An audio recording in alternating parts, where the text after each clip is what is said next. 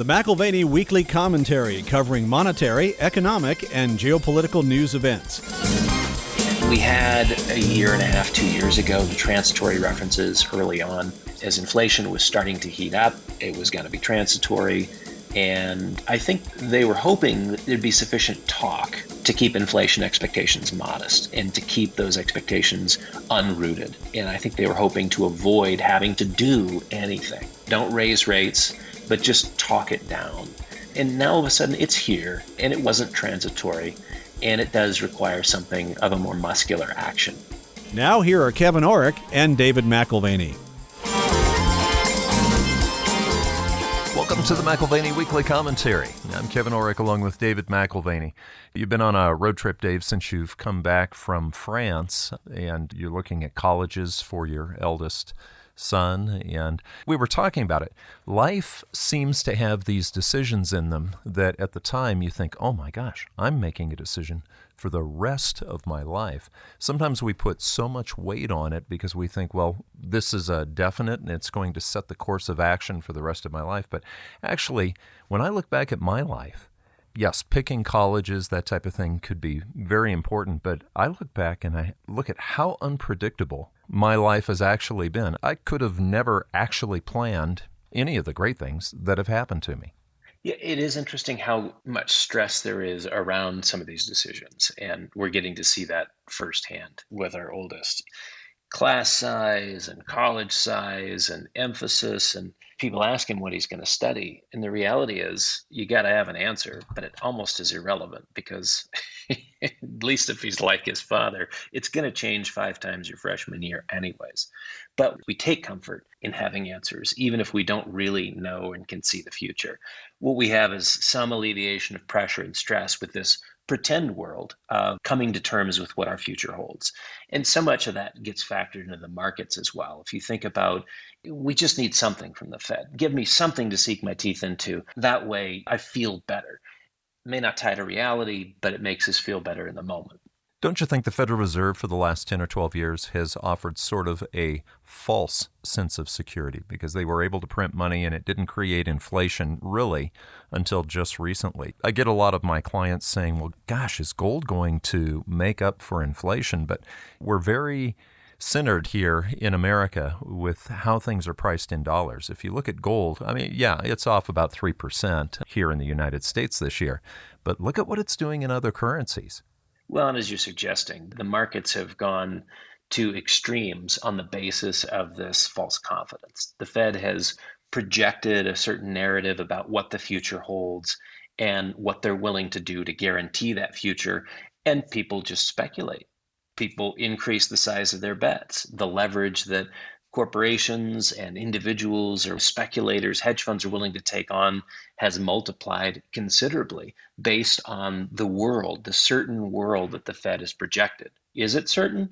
Not exactly, but that's what has been conveyed. And so, yeah, I mean, gold's off 3% year to date in US dollar terms. Yes, it's rallying off the lows of 1675. Yet despite this, call it poor performance in US dollar terms, the commodity's up 12% in British pounds. It's up 13% in euros. It's up over 20% in yen. Gold is off, but we have certain things that we know from history in terms of the way gold behaves at particular junctures. We don't really have that same sense of history when it comes to something like cryptocurrency. So when something's off 50%, what do you really know about what happens next? Or 70%, or 100%. It's happened more than once in the last year. So in a reminder, last week on Monday, hackers took $200 million in crypto assets in a 2-hour period. What was described as the first decentralized crowd looting of a 9-figure bridge in history. This has been a couple months. Things have been quiet. The cyber thieves have been quiet. I think this is particularly interesting because I'm here with my younger son as well. And one of the colleges we're looking at is partnered with the NSA and Department of Homeland Securities for cybersecurity. They've got a great program for that, and that's right up his alley. But things have been quiet. What do I mean by that? Well, it's been since March that we've had a major breach of these exchange bridges. In February, it was $325 million stolen. In March, it was $625 million stolen. The exchange of digital tokens is not without risk. And so, again, it's interesting to me that gold can be the point of criticism, being off 3%. When it's old, it's boring, it doesn't go anywhere, and it takes a lot of real coordination and logistics to pull off a heist. Doesn't happen that often. Meanwhile, digital assets are so easy to rip off in the hundreds of millions of dollars. And it happens every few months. So the reminder here is that the unhackable asset is the offline asset. If you're plugged in and internet connected, you're hackable. Yeah, you're talking about hacking. Got a text, like many of us have, on my cell phone the other day that looked very convincing. It looked like it had come from Amazon. It said your Amazon account has been frozen due to suspicious activity, and then it went on to talk about Mozilla, Firefox, and gave serial numbers, and then, of course, it gave a link that I could click to solve the problem. Of course, I did not click the link, but I thought, gosh, this can happen so quickly when you're online. And, you talk about gold. Why don't you talk about the security that gold gives? Let's face it, gold is unhackable just by its nature. Well, and there's this popular way of holding cryptocurrencies today, which is called cold storage. In other words, it's offline. You put it on a thumb drive or some disconnected computer. Gold with a G storage is the old-fashioned cold storage with a C. Unplugged, non-network dependent. You've got serial numbers, you've got basic accounting, a physical allocated existence, and in the end, that's more secure than anything that you can get from encryption, complicated code. To me, this week is another week where old school wins again. Speaking of old school and new school, however, we've talked about the tech stocks and how they've been behaving. I'm considering that sort of new school. But what was old school in making those tech stocks go up for so long was the margin debt. Remember talking just even a few months ago about margin debt hitting all-time highs. Now we're starting to see that margin debt come down. Let's talk about Apple and Alphabet, Tesla, Amazon, and some of the stocks that are traded usually on very high margin. The most popularly held companies make up a very short list, and on average, they've declined by 36.7%. That's Apple, still off 9.6%, Google, now called Alphabet, off 22%, Tesla, even with the rally, off 30%, Amazon still down 25%. And then you begin to see some really interesting numbers. Meta, of course, we know that is the old Facebook, 56.5%. Nvidia is off 45%. Now, that one's a really interesting case because they make video cards, which are used not only in gaming devices, but also have been used in Bitcoin mining. So there's like a double pressure there in terms of demand. And then Netflix is off 67%. Again, an average of 36%. These are your high flyers. 6 to 12 months ago, you couldn't say anything negative about Netflix or Nvidia. Meta, no way. It's not going to trade off more than 50%. And yet here we are. We've never had, in the midst of this most recent sell-off, we've never had any indications within the market of outright panic or of total capitulation. What we've had is a steady grind lower over the 6 to 9 month period, starting late last year, but without the telltales of a complete washout. So I suspect that sort of a decline may be coming. Look at it as sort of a post-summer rally event. We get past the current hype in the market, and as we get into what is traditionally a seasonal period of weakness, September, October, maybe we see the second shoe drop. What do you think the effect of shorting those names has? Because we've seen before, if you short something, at some point it has to be covered. Somebody has to go back in, buy it. Does the shorting of those stocks have any effect on what we're seeing right now in this little rally? Well, that's right. To close out a short position is to go back in and buy that asset back, and it kind of puts a temporary floor, maybe even boosts the price. And the big movers in recent days are the most shorted names, where covering of shorts or hedges forces violent moves to the upside. I'll give you an example. Over the last 9 trading sessions, the Goldman Sachs most short index is up 22%. 22% in 9 trading days. During the same period, the S&P is up 6%. The 6% in 9 days is one heck of a move. but more than 3 times the move in the most shorted names versus the major index. This is what Doug Nolan, my colleague, describes on the short side as a 3 beta problem. In a short squeeze, you've got single name stocks that can simply take you out, which is why you've got to be cognizant of risk management, which is why a certain strategy, if you're going to be on the short side, certain strategy needs to be employed and only employed at particular stages within a bear market. Risk controls are important on the short side. Risk controls are important on the long side too. What should now be obvious following the last 6 months is that very few Wall Street people, very few financial advisors utilize any risk controls at all.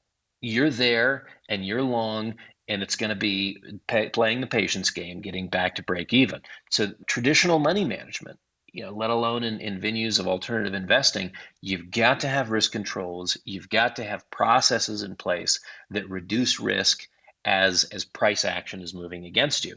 And I think anyone listening can identify with this. If you're working with a broker, you tell me, what were the risk controls in place and how were risks mitigated over the last 6 to 9 months? Or are you suffering the Tesla losses of 30%, the Nvidia losses, and the semiconductor stuff, 45% or more, Netflix down 67%? When you look at that hole in your portfolio, remember that what was missing was risk mitigation.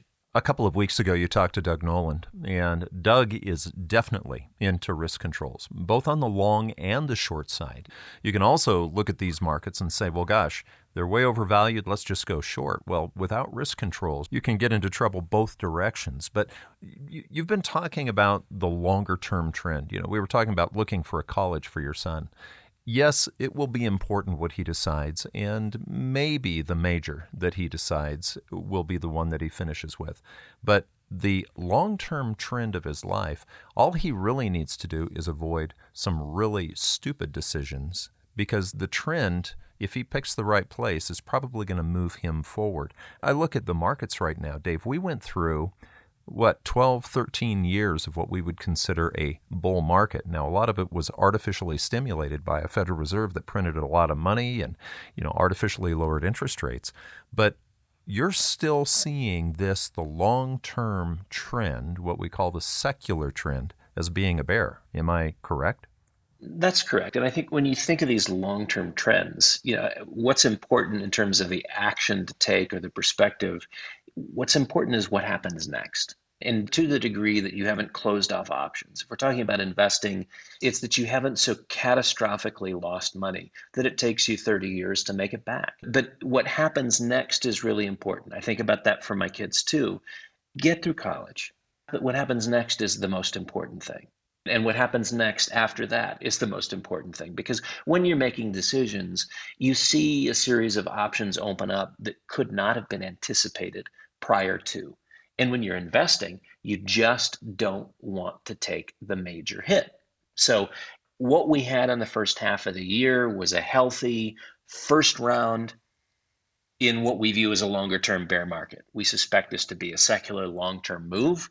We put that in the context of the liquidity constraints introduced by global central banks in response to the global inflation problem. And this is a very different environment than we had 2, 3, 4, 5 years ago.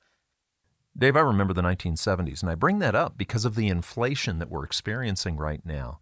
But we're going to get, just like we did in the 1970s, probably whipsawed back and forth with good news reports that inflation is going away, and then bad news reports or big bills at the grocery store. So we have to have that longer horizon view, even with what's being reported on inflation. We've often referenced 1968 being the end of a bull market, which really started post World War II. So 1949 to 1968 was a great bull run in equities. And then things were not so bright between 68 and 82. Except when you dig into the details further, what you find is that within that bear trend, there actually was not only significant declines, but also significant increases in equity values. And so to your point, things were not sort of on a straight down basis. Just because it was negative didn't mean that it was catastrophic every day for 10, 12, 15 years. The inflationary surge and fade pattern of the 70s, again, it would be a real issue. Inflation would be in your face, and then all of a sudden it would begin to fade and things would appear to get better. Again, getting considerably worse and then much better. And the shifts from downtrend to uptrend in the stock market during that same time frame, they reflected a bifurcated market response to policy choices, to uncertainty, and it made the investment backdrop frustrating. You look at the modern investor, particularly today, who's so accustomed to just buying an index that seemingly only moves higher and higher. And this is a new reality. Again, sort of the surge we've had of inflation, I think we'll have some fade and then another surge again. But very clearly, financial assets are not a one-way bet. When I talk about stocks and bonds, financial assets represent volatility both ways. And I think there's a negative bias for financial assets coming in. I would base that on, look, extreme overvaluation as the starting point, circa 2021. And secondly, the gradual working off of a multi-decade binge on debt.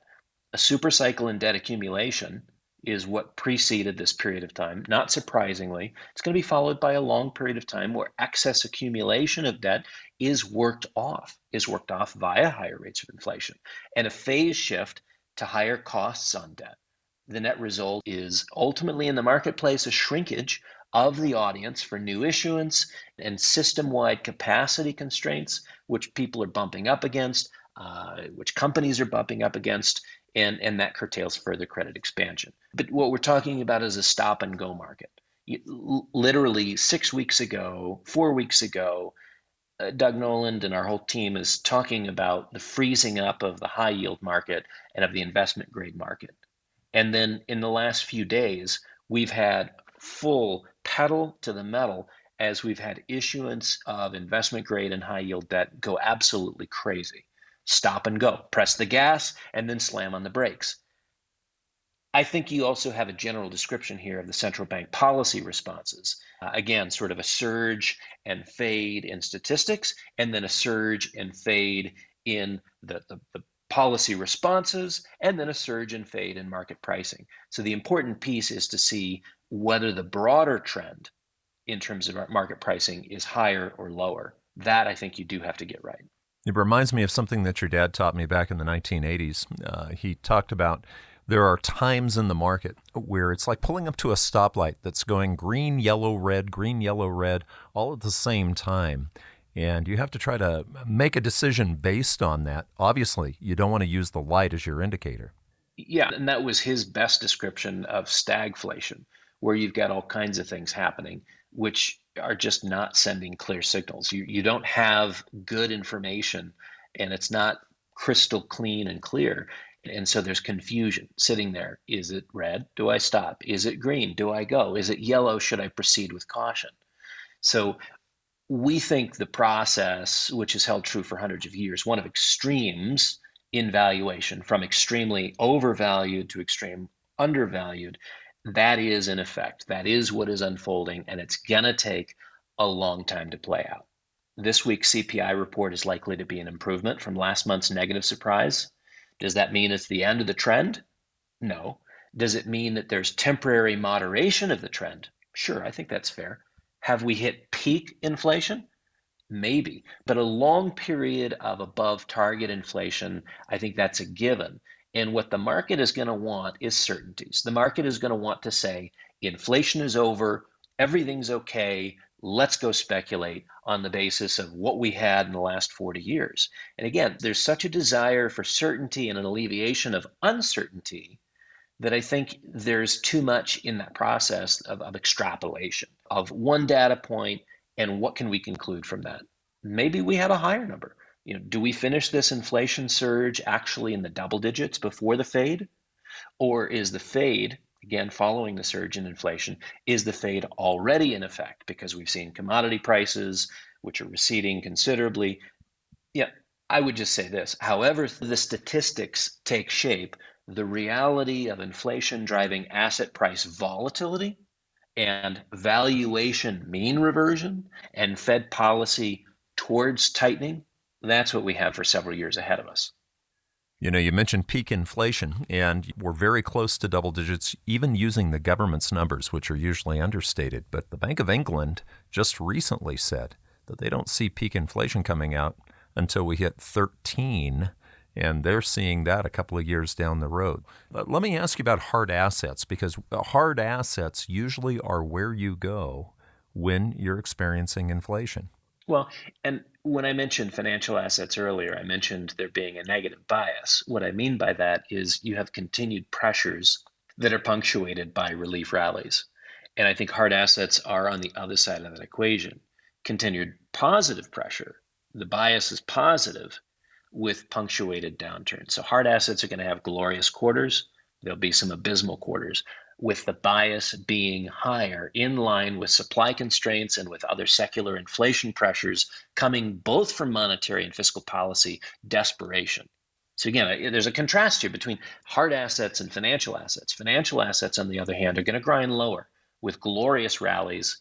I think that'll continue to entice households and the average investor back in, the proverbial burnt bandaged finger wobbling back to the flame. But with the bias being lower, in line with Andrew Smithers' conclusion that based on Q and based on Shiller metrics, your average annual performance in equities will disappoint merely as a consequence of a buy high starting point as a very valuable input. Positively compounding returns is going to be the exception, not the rule for your typical investor. Okay, so we're talking about the long-term secular trends, which you feel the financial markets, it's down, and with hard assets, it's up. But we also have to talk about seasonal trends. We're coming into that fall season that's usually not real friendly to stocks. What's your thought? Yeah, summer rallies are not uncommon, in part because volumes are very, very low. And so it's easier to push prices around, in essence, manipulate prices where you want them to go. We do have runway for this current rally to extend through month end. The moment of truth comes when you're out of the low volume summer months. Again, easier to manipulate a low volume market. And we come back into the higher volumes of autumn in what typically has a negative seasonal bias. If you look at the convergence of events, we don't just have October coming, which is usually a really bad month for stocks, but the Federal Reserve is reducing its balance sheet right now, or at least that's what they're threatening. Yeah, so when you add to the negative seasonal bias, that September-October negativity, the Fed's expected increase in balance sheet reduction, if I've said that correctly, that's supposed to begin in September. Again, they're already supposed to reduce or have a limit of, I forget what it was, 40, $50 billion in mortgage-backed securities and treasuries.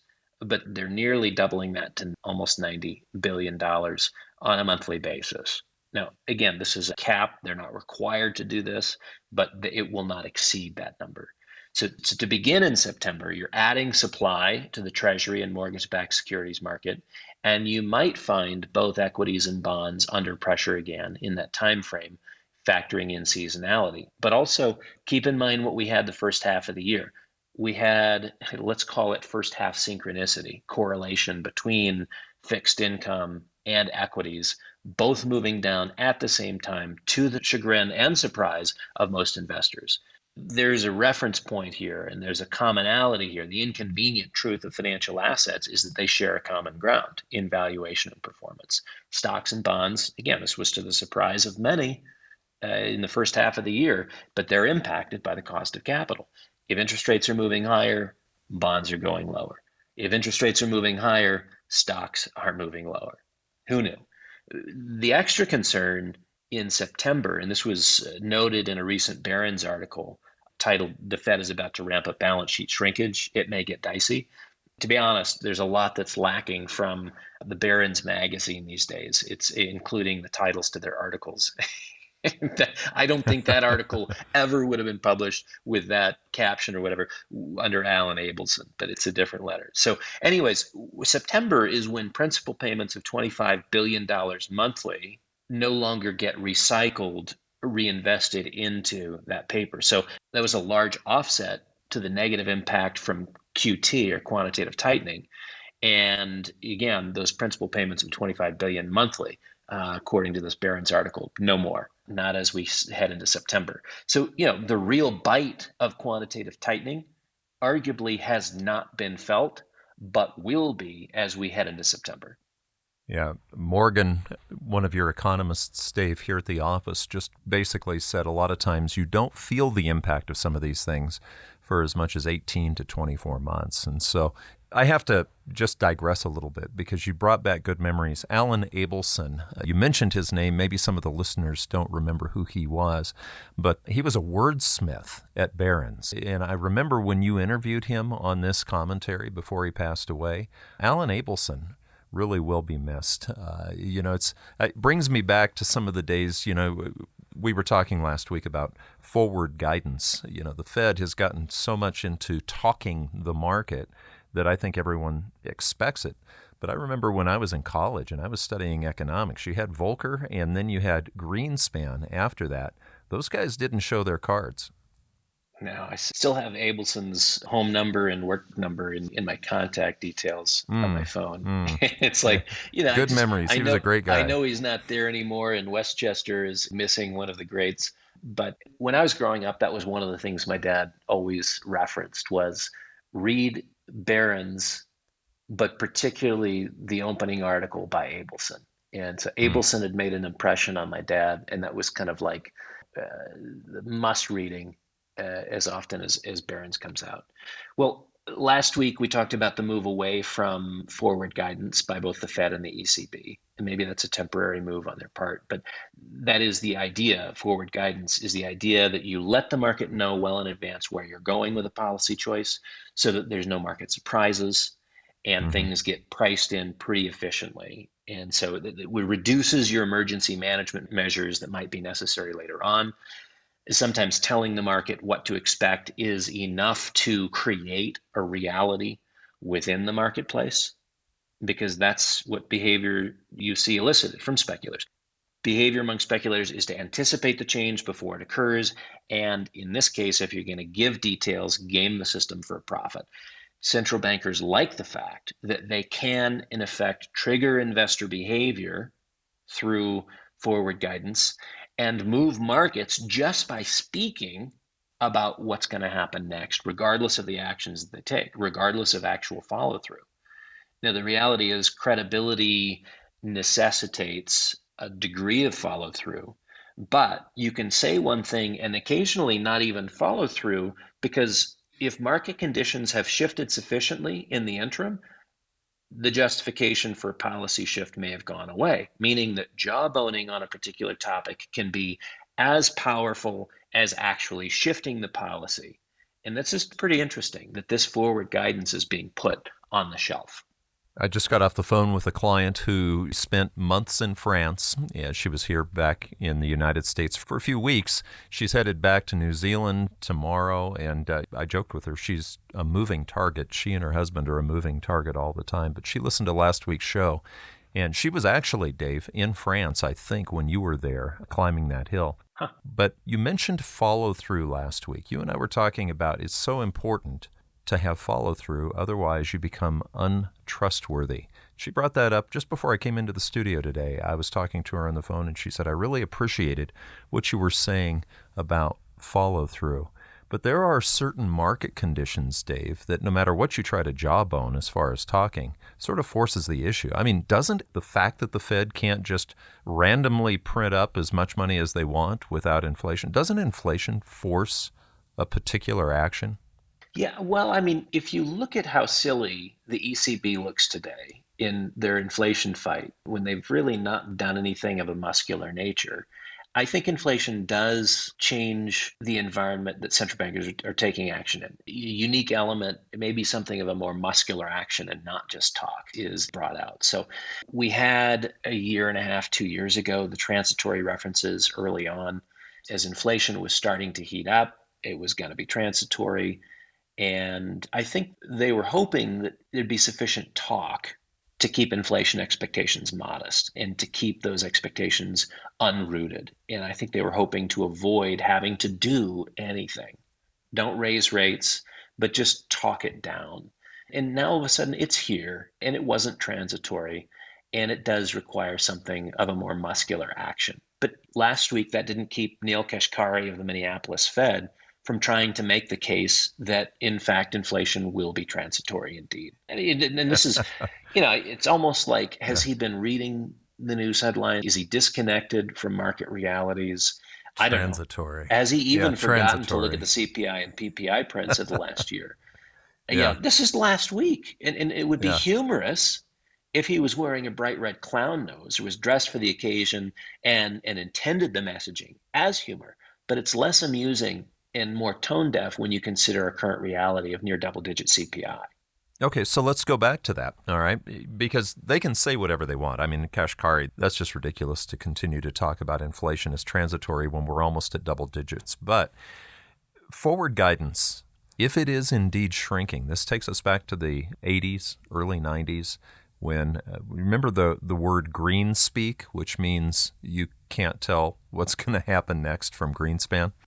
Yeah, and I think that's one of the things that is shifting. The market's going to have to get used to the old ambiguities again. Some of the things that they've grown accustomed to knowing, they're not going to be permitted to know any longer. There's going to be more guesswork. And forward guidance is shrinking in prominence in large part because there's an element of power embedded in being unreadable and unpredictable. And that's the power that they want today. It's almost power that you would see in game theory. Greenspan perfected this in an earlier era by uttering greenspeak, as you mentioned, for which there is no Rosetta Stone. Nobody knew what he was talking about. I'm not even sure he knew what he was talking about. And that made it very convincing that he knows what he's doing, even though we don't understand it. And so the Fed, for one, cannot afford to be gamed, cannot afford to be front run in the current environment where the stakes, we're talking about financial market stability, even viability, where the stakes are so high. So no one wants to raise rates. That's true. They need to raise rates. They don't want to. So the market has grown accustomed to saying, well, tell us how much and when, and we won't throw a hissy fit. And again, the Fed doesn't want to be held to that standard. As long as inflation is an issue, central banks are going to be facing this conundrum of how clearly do we communicate, or do we regain the old power of greenspeak, the world in which no one understands our language?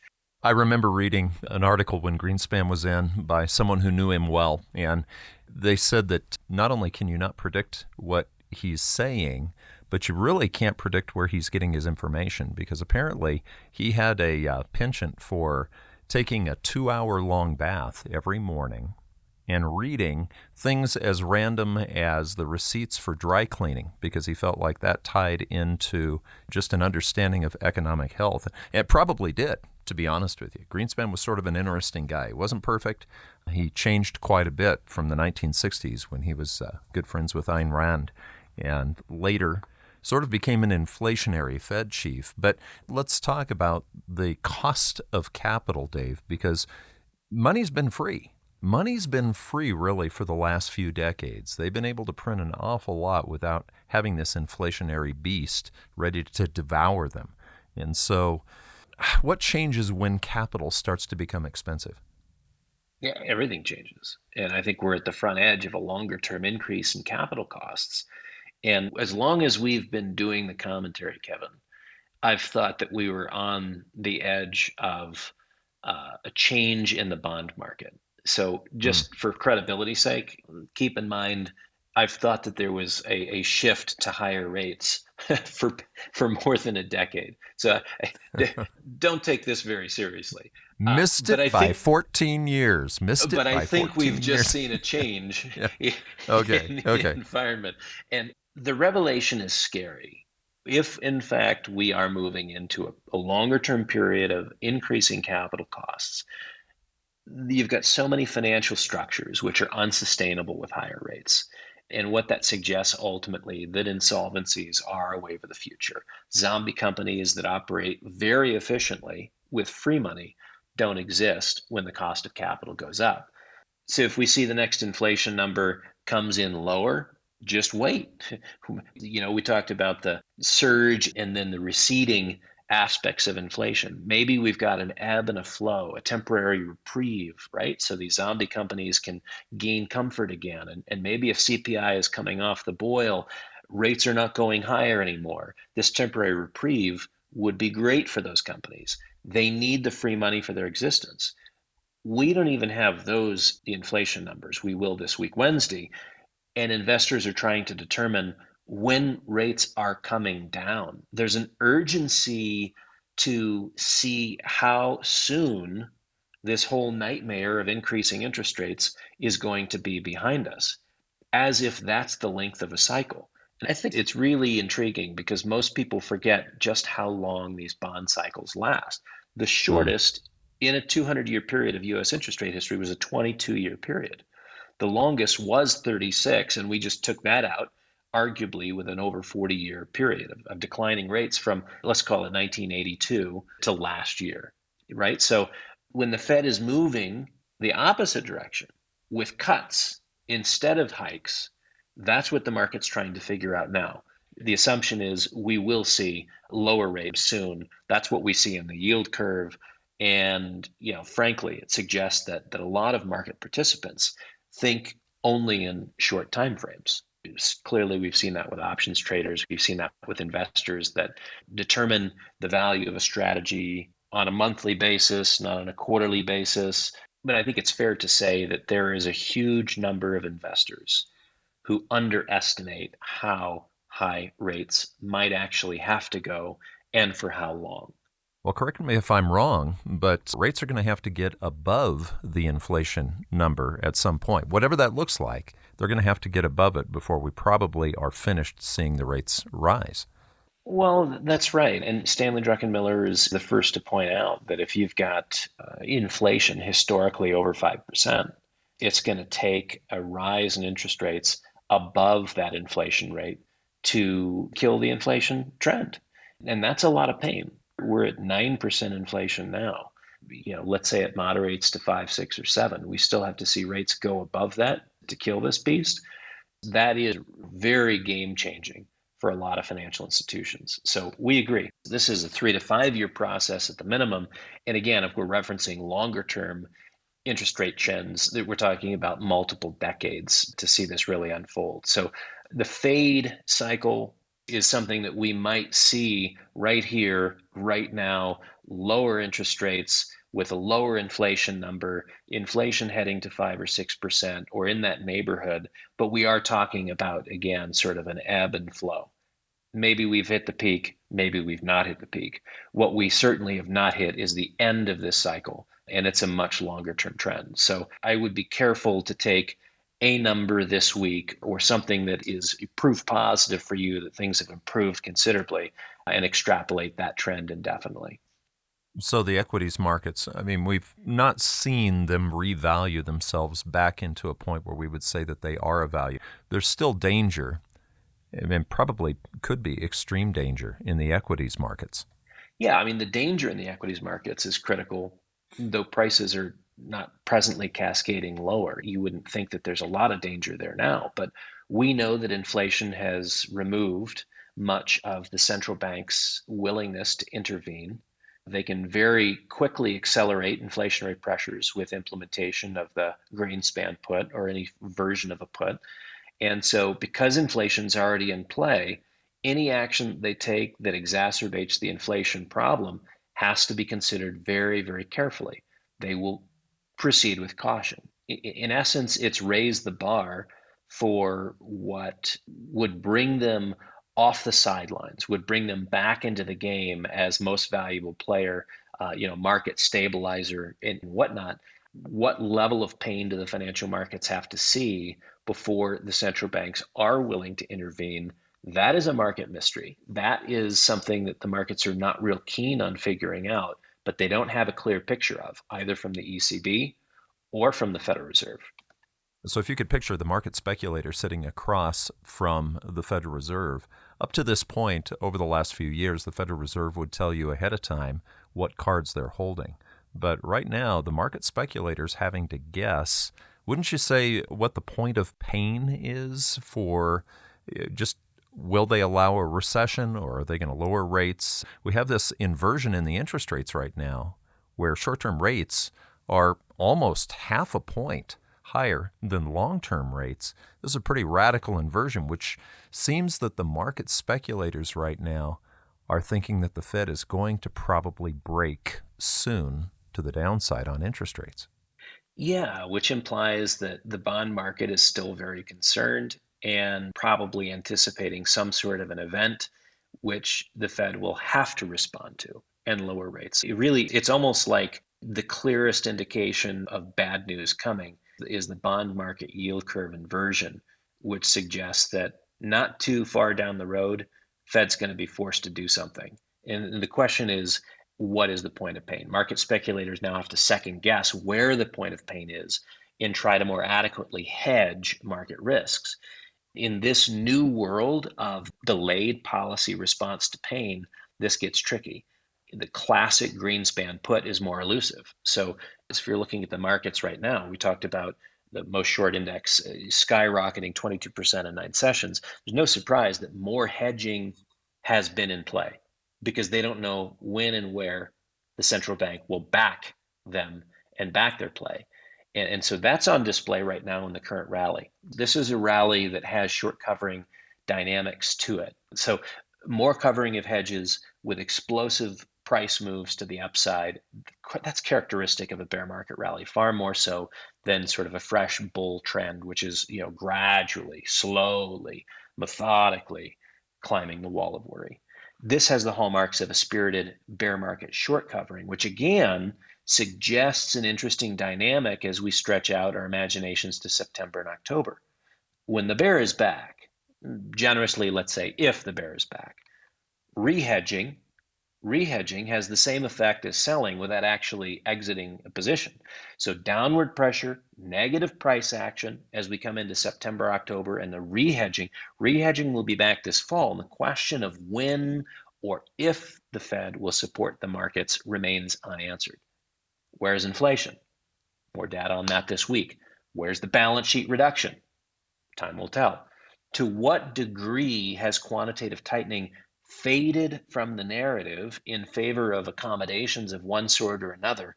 Markets are going to dictate that, but you can already see the yield curve suggesting that there's not going to be a lot of flexibility in terms of shrinking the balance sheet. There's not going to be a lot of flexibility in terms of continuing to raise interest rates. In fact, something will happen necessitating a move lower in rates. So where did forward guidance go? This is a 20-year communication tool being set aside even as rates are increasing, potentially into a recession, technically in a recession now.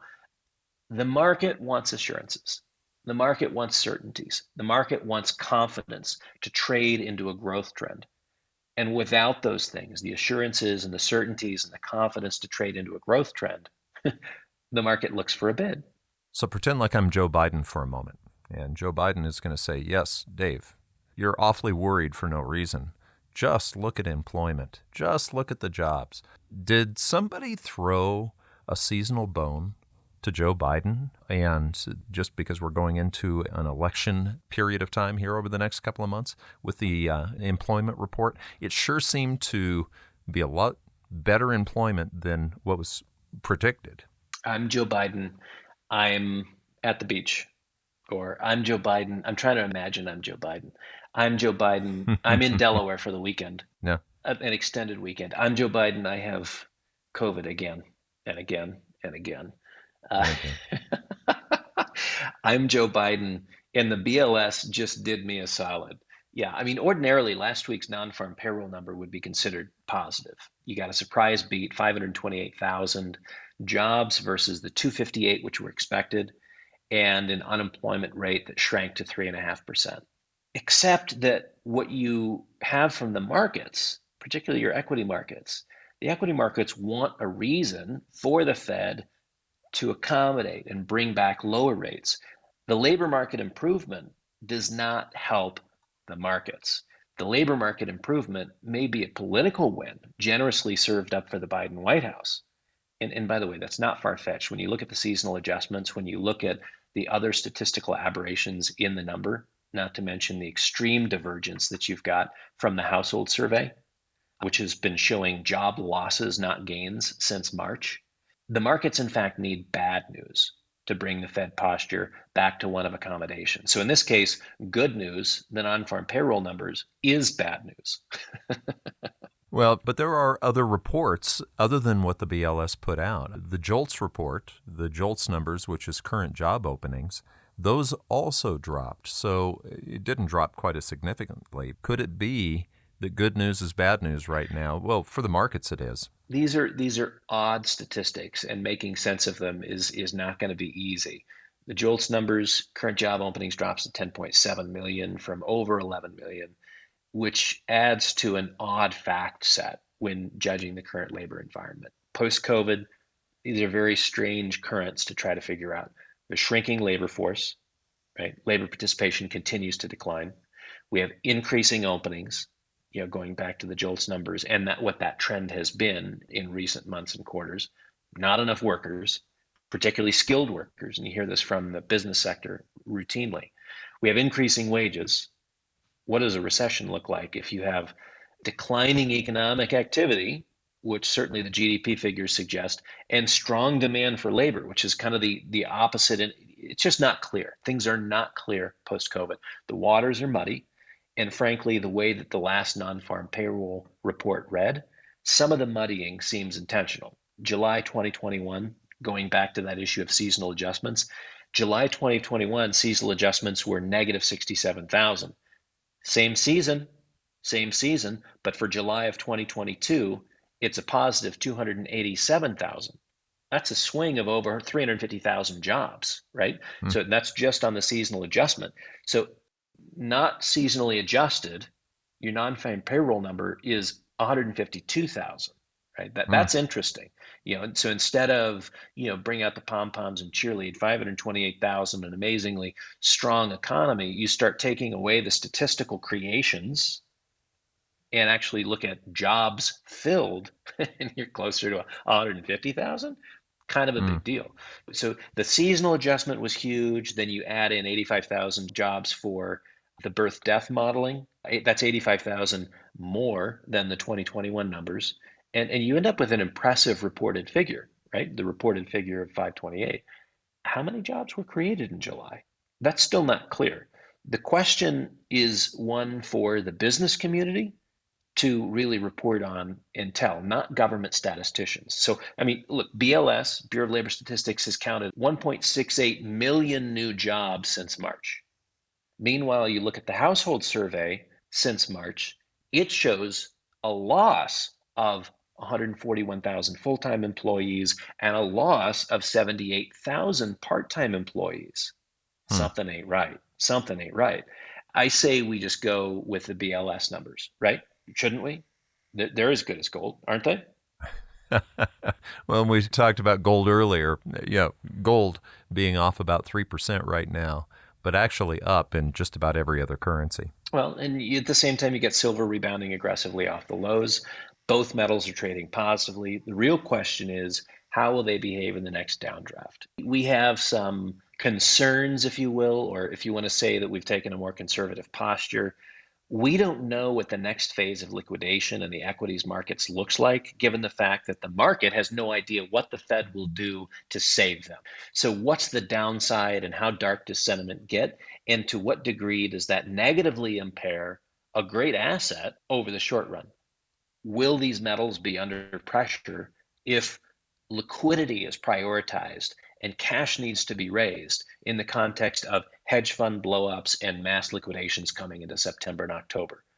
Will they soar? They could do the opposite. They could soar as the central bank put lingers in limbo, and that creates solvency issues. And all of a sudden, you've got the 2008, 2009 discussion of counterparty concerns that drive investor security needs into the arms of a gold position. Right? I can make the case either way that this fall is dynamic for the metals. I'm going to own them either way. But the bias for metals, again, if you stretch back the time frames and stand back from the current events of the day, the bias for metals remains positive with intermittent volatility, which is an uncomfortable fact. That is far more comforting than owning an asset, stocks and bonds, where the bias is negative and a mere rally is all the comfort you get. You've been listening to the McAlvany Weekly Commentary. I'm Kevin Orrick along with David McAlvany. You can find us at McAlvany.com, McAlvany.com, and you can call us at 800-525-9556. This has been the McAlvany Weekly Commentary. The views expressed should not be considered to be a solicitation or a recommendation for your investment portfolio. You should consult a professional financial advisor to assess your suitability for risk and investment. Join us again next week for a new edition of the McAlvany Weekly Commentary.